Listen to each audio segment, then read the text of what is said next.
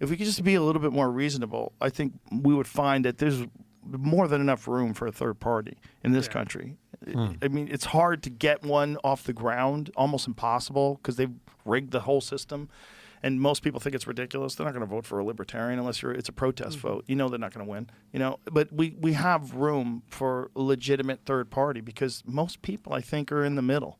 Most people are socially liberal. Most people say, yeah, racism is terrible. Yeah, homophobia is terrible. Also, letting people out of jail when they kill people is not a good idea. You can't just let them right out of jail.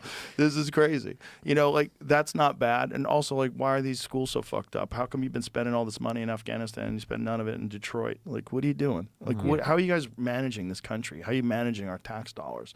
All that's reasonable. Yeah, I think part of the issue is as well, Joe, is that just people we're tribal by nature. We don't want to alienate people in our tribe or people who we perceive to be in our tribe. So we just go along with things when we really shouldn't. It's like, I'm going to be honest, like, even on our show, when I have to do a question that I know is going to challenge a guest, there comes a point where I'm like, but you've got to push through. You've got to do it. You've got to do it. And you've got to ask the question. You have to ask them. And I think we live in a culture, and I'm just as guilty of this as anyone, where we just seek comfort all the time. And then we never actually push through. And we never go, I'm going to make myself uncomfortable. And by being uncomfortable, actually, maybe we're all going to come out a little bit better out of this. Right. Because I'm going to come out a little bit better because I'm going to be braver.